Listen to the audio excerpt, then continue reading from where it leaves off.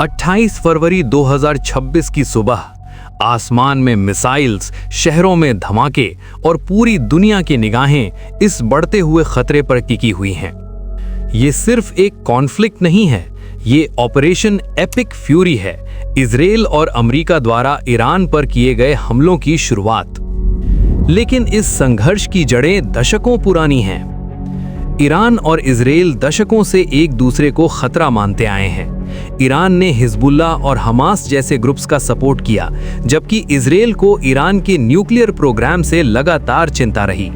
ये राइवलरी धीरे धीरे एक बड़े इंटरनेशनल टेंशन में बदल गई और 2015 के बाद जब न्यूक्लियर अग्रीमेंट हुआ और फिर टूट गया, टेंशन ने एक नया और ज्यादा खतरनाक रूप ले लिया। 2015 में ईरान और दुनिया की बड़ी शक्तियों ने JCPOA न्यूक्लियर अग्रीमेंट साइन किया, लेकिन 2018 में जब अमेरिका इस डील से बाहर निकल गया और ईरान पर भारी सैंक्शंस लगा दिए गए, तब टेंशन्स दोबारा बढ़ गए। 2025 में हुए छोटे कॉन्फ्लिक्ट्स के बावजूद कोई परमानेंट सॉल्यूशन नहीं मिल सका।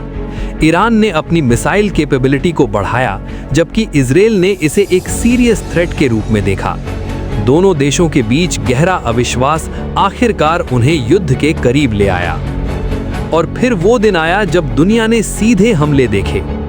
28 फरवरी 2026 को इजराइल और अमेरिका ने ईरान पर एयर और मिसाइल स्ट्राइक्स लॉन्च किए। इनका मेन टारगेट मिलिट्री इंस्टॉलेशंस और स्ट्रेटेजिक पॉलिटिकल लोकेशंस थे। शहरों में धमाके, अलार्म्स और डर तेजी से फैल गया। ये हमला सिर्फ एक मिलिट्री स्ट्रैटेजी नहीं था, बल्कि एक मैसेज भी था।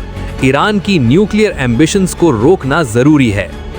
सिर्फ कुछ घंटों के अंदर ईरान ने इजराइल और गल्फ रीजन में अमेरिकन बेसिस पर मिसाइल्स और ड्रोन से जवाब दिया।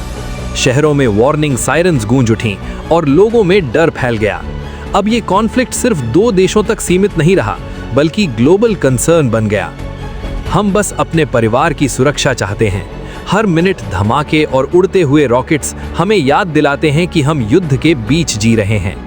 और ये सिर्फ शुरुआत थी। ईरान के रिटेलिएशन के बाद मिडिल ईस्ट का माहौल और ज्यादा गर्म हो गया। मिसाइल अलर्ट सिर्फ इजराइल तक सीमित नहीं रहे। गल्फ रीजन के कई अमेरिकन बेसेस हाई अलर्ट पर आ गए। सऊदी अरेबिया, बहरीन और कतर जैसे देशों ने अपनी एयर डिफेंसेस एक्टिवेट कर दी। ये सिर्फ दो देशों का कॉन्फ्लिक्ट नहीं रहा, ये पूरे रीजन की स्टेबिलिटी के लिए खतरा बन गया। जब टेंशन अपने पीक पर था, तब एक और खबर ने दुनिया को चौंका दिया। लेबनान से रॉकेट्स लॉन्च किए गए। ये रॉकेट्स हिजबुल्ला के कंट्रोल वाले एरिया से आए थे।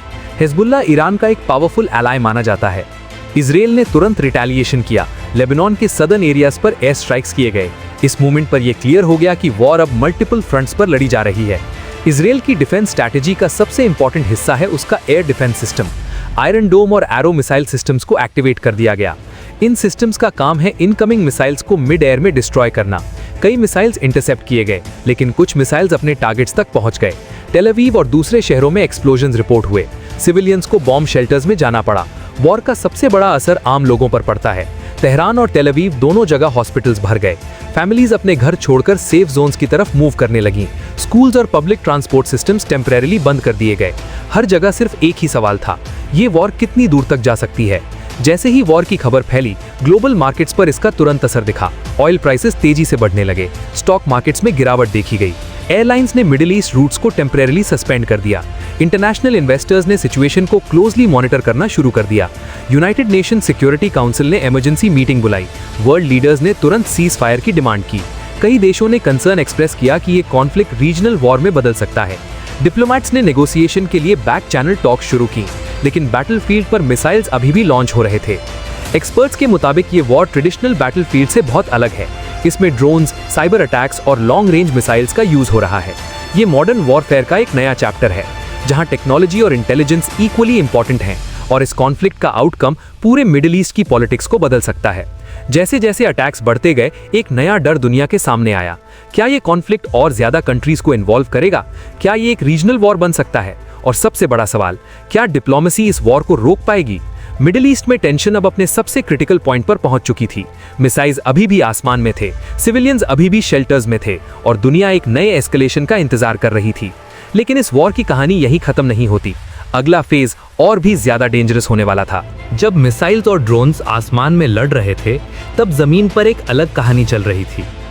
हॉस्पिटल्स इंजर्ड सिविलियंस से भर गए, डॉक्टर्स बिना रुके काम कर रहे थे, फैमिलीज अपने मिसिंग रिलेटिव्स को ढूंढ रही थी। वॉर का असली बोझ आम लोग उठाते हैं, और इस कॉन्फ्लिक्ट में भी सबसे ज्यादा नुकसान सिविलियंस को हुआ। तेहरान और तेल अवीव दोनों शहरों में डर का माहौल था। हर सायरन लोगों को शेल्टर्स की तरफ दौड़ने पर मजबूर कर देती थी। बच्चे और बुजुर्ग सभी टेंशन में जी रहे थे। रोज की जिंदगी एकदम बदल चुकी थी। नॉर्मल लाइफ अब सिर्फ एक याद बनकर रह गई थी। इस वॉर का असर सिर्फ बैटलफील्ड तक सीमित नहीं रहा, ग्लोबल इकोनॉमी पर भी इसका बड़ा इम्पैक्ट पड़ा। ऑयल प्राइसेस रिकॉर्ड लेवल तक पहुंच गए, शिपिंग रूट्स डिस्टर्ब हो गए, इंटरनेशनल ट्रेड स्लो होने लगा, फाइनेंशियल मार्केट्स में अनसर्टेनिटी बढ़ गई। दुनिया भर के लीडर्स ने तुरंत सीज फायर की अपील की। यूरोप के कई देशों ने मीडिएशन ऑफर की। चाइना और रशिया ने भी सिचुएशन पर कंसर्न एक्सप्रेस किया। डिप्लोमेटिक चैनल्स एक्टिवेट हो गए, बैकडोर नेगोशिएशंस क्वाइटली चलने लगे। एक्सपर्ट्स के मुताबिक दोनों साइड्स की मिलिट्री कैपेबिलिटीज पावरफुल हैं।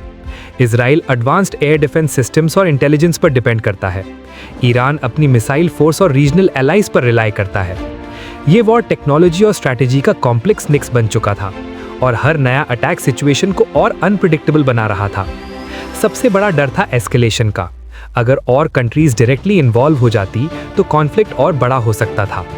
मिडिल ईस्ट की हिस्ट्री में ऐसे वॉर्स ने ग्लोबल क्राइसिस क्रिएट किए हैं। इस बार भी दुनिया को वही डर सताने लगा। इस टेंशन के बीच कई लोग पीस की बात भी कर रहे थे। एक्टिविस्ट्स और ह्यूमैनिटेरियन ग्रुप्स ने वॉर को रोकने की अपील की। उनका कहना था कि डायलॉग ही एक परमानेंट सोल्यूशन दे सकता है। वॉर सिर्फ डिस्ट्रक्शन लाता है, पीस ही स्टेबिलिटी ला सकती है। अब सबसे बड़ा सवाल था, आगे क्या होगा? क्या ये कॉन्फ्लिक्ट सीज फायर पर खत्म होगा या फिर एक और बड़ा वॉर शुरू करेगा? फ्यूचर अभी भी अनसर्टेन था। हिस्ट्री हमें सिखाती है कि वॉर्स कभी सिंपल नहीं होते। हर कॉन्फ्लिक्ट के पीछे पॉलिटिक्स, सिक्योरिटी और आइडेंटिटी की कॉम्प्लेक्स कहानी होती है। ईरान और इजराइल का ये कॉन्फ्लिक्ट भी उसी हिस्ट्री का हिस्सा है। लेकिन एक चीज हमेशा याद रखनी चाहिए, वॉर की सबसे बड़ी कीमत आम लोग चुकाते हैं। जब दुनिया इस कॉन्फ्लिक्ट को देख रही थी, एक होप भी जिंदा थी कि डिप्लोमेसी और डायलॉग एक दिन मिसाइल्स की जगह ले लेंगे और मिडिल ईस्ट फिर से स्टेबिलिटी की तरफ बढ़ेगा। तब तक दुनिया बस एक ही चीज का इंतजार कर रही है, पीस।